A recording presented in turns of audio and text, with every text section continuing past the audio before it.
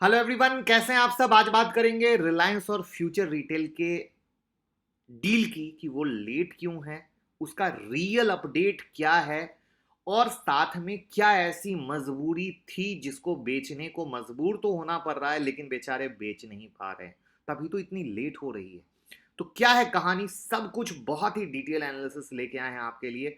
बहुत ध्यान से देखिएगा, बहुत ध्यान से सुनिएगा। साथ में पहले हम रिलायंस और फ्यूचर रिटेल के लेवल भी आपको दिखा देते हैं, तो आपको बहुत अच्छे से समझ में आ जाएगा। तो मैं मुकुल अग्रवाल आपका आप ही के यूट्यूब चैनल में स्वागत करता हूं। जो भी नए लोग हों, चैनल को सब्सक्राइब करें, बेल आइकॉन हिट करें, क्योंकि अगर आप बेल आइकॉन नोटिफिकेशन का ऑन करके रखते हैं तो जितनी भी वीडियो अपलोड होती है उसका नोटिफिकेशन आपके मोबाइल पे आता है। तो जब भी हम कोई मल्टीबैगर की सीरीज, निफ्टी, रिलायंस के कोई भी लेवल देंगे, आईसीआईसी के, आपका कभी मिस नहीं होगा, क्योंकि आपके स्क्रीन पे आपको एक से एक बेहतरीन वीडियो दिख रही होगी। जैसे ये गोल्ड सिल्वर इन्वेस्टमेंट का 45 ईयर का एनालिसिस का वीडियो है, जिसमें हमने 45 ईयर्स के गोल्ड की एनालिसिस की है। तो ये आप देखेंगे तो ये सब चीज़ें अगर रहेगा तो देख पाएंगे, नहीं तो मिस हो जाएगी।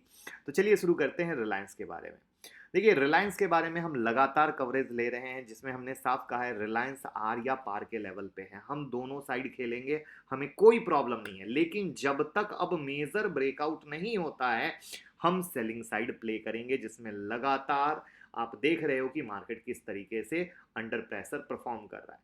तो जब एक बार ब्रेकआउट होगा उसके बाद हम उसमें बाइंग में भी जाएंगे, लेकिन जब तक ब्रेकआउट नहीं होता है हम उसके अंडरटोन के सेलिंग जोन में हर दिन सेल करेंगे, जिसमें हमने 2144, 2178 और 2200 के लेवल दे रखे हैं। और कल भी हमने आपको रिलायंस का लेवल दिया था, जिसमें आपके सामने रिजल्ट है कि किस तरीके से रिलायंस गिर रहा है। और अभी भी यही बोलूंगा, अब रिलायंस में जिनको भी खरीदने का शौक हो, ब्रेकआउट के बाद जाइएगा। तब तक जो इंट्राडे का मजा मिल रहा है उस इंट्राडे का पूरा मजा लें, या फिर थोड़ा गिरता है तो उस गिरने के लेवल पे नीचे में जब सपोर्ट बनेगा वो सपोर्ट हम आपको बिल्कुल देंगे, और उसके लिए आप अगर जुड़े रहिएगा तभी आप फायदा ले पाइएगा। और इस तरह का एडवांस प्रिडिक्शन आप खुद से भी कर सकते हैं अगर 25 तारीख की क्लास को ज्वाइन करते हैं, जहां पे आपको एक टीचर और मेंटर मिलता है आपके ट्रेडिंग के हेल्प के लिए कि ये ट्रेड सही है या गलत है, जिसमें रात में ही मेंटर आपका सेशन लेता है। किस तरीके से लेता है वो भी मैं दिखा देता हूँ। ये देखिए, सेशन खत्म हुआ और मेंटर ने तुरंत रात में लाइव चार्ट चेकिंग सेशन लिया, जो इंडिया में कोई नहीं देता है। इट्स अ यूनिक प्रोसेस जो हम इतने सालों से दे रहे हैं। और किस तरीके से देखिए 42 बैच खत्म हुआ और लोग पैसा कमा के बता रहे हैं कि किस तरीके से रात में 2 बजे भी मेंटर ने सपोर्ट दिया। तो ये वो चीज़ है जहाँ पे आप सीखने के बाद आगे बढ़ पाते हैं, वरना सीखते बहुत जगह से हैं लेकिन हैंड होल्डिंग नहीं मिलने के कारण आप ग्रो नहीं कर पाते। ये रिलायंस रिटेल है, ये देखिए नेटमेट्स की खबर पे इसमें तेजी हुई थी और उसके बाद मार्केट वापस से अटक गया। लेकिन अब इसमें चूंकि रिलायंस फ्यूचर का जो चार्ट है वो 100% न्यूज बेस्ड चल रहा है, तो मुझे लगता है कि इसमें न्यूज बेस के हिसाब से कुछ कहने और बात करने की बात आती नहीं है। बेहतर रहेगा न्यूज बेस को न्यूज के हिसाब से हैंडल करें तो ज़्यादा बेहतर है। तो क्या है न्यूज़, उसके बारे में डिस्कस करते हैं, बात करते हैं। तो जैसा कि आप सबको पता है, किशोर बयानी जी का फ्यूचर ग्रुप और मुकेश अंबानी जी की रिलायंस रिटेल बात कर रही है लगातार फ्यूचर रिटेल को लेने के लिए, क्योंकि बयानी जी को बेचना है और अंबानी जी को खरीदना है। वाटर राइमिंग, जिसमें ये डील 24,000 से 27,000 करोड़ के पास की बताई जा रही है। बहुत टाइम से ये सुन तो रहे हैं बट अनाउंसमेंट अभी तक नहीं आया। और अगर ये डील हुई तो रिलायंस नंबर 1 प्लेयर बन सकता है फैशन, ग्रॉसरी, मर्चेंडाइज में। और बयानी जी एग्जिट हो जाएंगे रिटेल के बिजनेस से। जिसमें लेटेस्ट अपडेट अब ये है कि कल सैटरडे को कंपनी की बोर्ड मीटिंग है, जिसमें फाइनल फैसला होगा। और ये मीटिंग बहुत ही ज्यादा क्रूसियल है। अब आप कहोगे ये क्रूसियल क्यों है? तो जो फ्यूचर ग्रुप पे इंटरेस्ट पेमेंट की डेडलाइन है, वो डेडलाइन है 21 अगस्त की, यानी कल किसी भी हालत में फैसला लेना होगा, क्योंकि पेमेंट ना हुआ तो फ्यूचर रिटेल डिफॉल्ट कैटेगरी में आ जाएगा। तो ये जो इंटरेस्ट पेमेंट की डेडलाइन है उसको कहीं ना कहीं कंप्लीट करने के लिए, पैसे की जुगाड़ करने के लिए, जो 100 करोड़ का है उसको कहीं ना कहीं करने के लिए कल एक फैसला लेना पड़ेगा दुखी मन से कि इसको बेच डालें। तो बयानी जी इस इंतजार में थे कि कुछ कोरोना में सरकार से कुछ डेट में छूट मिल जाए, जिससे कंपनी को बैंकरप्सी या इंसॉल्वेंसी जैसा फेस ना करना पड़े, बट ऐसा तो हुआ कुछ नहीं। तो बात ये आती कि आखिर ऐसा क्या हुआ जिससे इन्होंने जिसको पैदा किया, पाला पोसा, जवान किया, और जवान होने के बाद जब जिससे पैसा निकाल सकते थे वो किसी और को बेचने को मजबूर होना पड़ा, है कि नहीं? बात तो सही है। क्योंकि इनको पोस्टर बॉय कहा जाता है, इनको बाप ऑफ ऑल आइडिया कहा जाता है कि इनके पास बेहतरीन आइडिया होते हैं। इनको जो आज आप रिटेल का बिजनेस बिग बाजार में जाके शॉपिंग करते हो वैसा विजन लाने वाले सिर्फ और सिर्फ ये हैं। तो फिर ऐसा क्या हुआ? तो देखिए, इसमें कुछ 10 पॉइंट्स हैं अराउंड जो बहुत ही इंपॉर्टेंट है, और वो समझने के बाद आप आसानी से समझ जाएंगे। फ्यूचर ग्रुप पर हेवी डेट है, और जो 30 सितंबर 2019 का डेटा है उसके अनुसार फ्यूचर ग्रुप की लिस्टेड कंपनियों पर 12,778 करोड़ का डेट है, 12,778।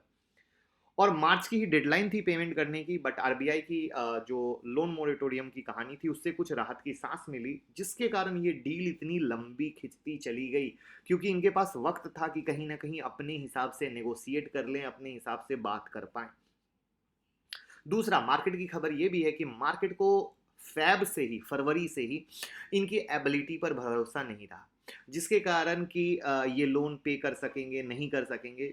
उसके कारण फरवरी के बाद से इनके स्टॉक में लगातार बड़ी गिरावट देखने को मिली। ले देकर कोरोना वायरस ने मार्च में इनके साथ कोढ़ में खाज का काम कर दिया। यस, कोढ़ कौन? डेट। खाज कौन? Corona virus. तो इस तरीके से ये कहानी गड़बड़ और उल्टी गिनती चालू हो गई। अब नेक्स्ट पॉइंट ये है कि बियानी जी शुरू दिन से ओवर मतलब एम्बिशियस तो थे, और एम्बिशियस होना बहुत अच्छी बात है, लेकिन कहीं ना कहीं वो ओवर एम्बिशियस हो गए। तो उन्होंने काफी कुछ ऐसा इन्वेस्टमेंट किया जो सक्सेस नहीं हो पाया, या कहते हैं ना, इंसान जो सोचता है वो प्रारूप निकल के नहीं आ पाता है। अब उसमें एक पॉइंट ऐसा है कि आप समझेंगे तो आपको खुद प्रैक्टिकल लेवल पे लगेगा कि यस, ये एम्बिशन से ओवर एम्बिशन में चेंज हो गए थे। जो इनका एफएमसीजी का बिजनेस था उसका 2000 करोड़ के बिजनेस को इन्होंने सोचा कि 2021 में मैं 2000 करोड़ से 20,000 करोड़ में चेंज कर दूंगा। अब आप उसको एम्बिशन बोलोगे या ओवर एम्बिशन, इसको सोचने की जिम्मेदारी मैं आपके ऊपर देता हूं, और आप कमेंट बॉक्स में बताने के लिए ओपन है कि ये एम्बिशन था, एक सही सोच थी, या कॉन्फिडेंस था, या ओवर कॉन्फिडेंस था। उसके बाद जो इन्होंने चीज़ें की, जैसे इजी डे करके इन्होंने खोला था तो 990 स्टोर थे, 150 स्टोर इनके Q3 2020 में ही बंद हो गए। इन्होंने कंपनी का लॉयल्टी प्रोग्राम 99 रुपीज़ 999 999 रुपए पे चालू किया, वो भी सक्सेस नहीं हुआ।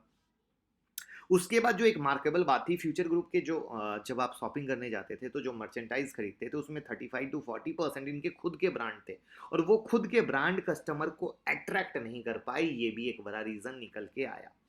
अब जैसा कि शुरू में मैंने बताया, बियानी जी को मैन ऑफ आइडिया कहा जाता है, बट ग्राउंड लेवल पर वो शुरू में चला, लेकिन जब कहते हैं वक्त वक्त की बात होती है, बाद में वो सारा फ्लॉप होने लगे। और जहां तक एक सबसे मजेदार स्टोरी शेयर करना चाहूंगा, बियानी जी का डेथ का स्टोरी नया नहीं है। फाइनेंशियल ईयर 2012 में भी इन्होंने अपना सबसे बेस्ट चीज बेचा था आदित्य बिरला ग्रुप को। गेस कर सकते हैं कौन? कमेंट बॉक्स में बताइए। देखते हैं, 2 मिनट का वक्त देते हैं, वीडियो को पॉज कीजिए सुनने से पहले। आइडिया तो लगे, पैसा आप लोग मार्केट में इतना लगाते हैं भाई, पता कितना है? यस, पेंटालून। और पेंटालून जैसी बेहतरीन चीज को इनको बेचने को मजबूर होना पड़ा। तो ये वो सारी चीजें हैं जिसके कारण बच्चे को बड़ा किया, पाला पोसा, लेकिन अब बेचने को मजबूर हैं, जिसमें सैटरडे को फाइनल मीटिंग में एक फाइनल अपडेट आने की पूरी पूरी उम्मीद है, जिसके रिगार्डिंग हम जुड़े रहें चैनल से तो जरूर बताएंगे। साथ में टेलीग्राम ट्विटर से जुड़े रहें, सीखेंगे तो जीतेंगे। Thank you so much.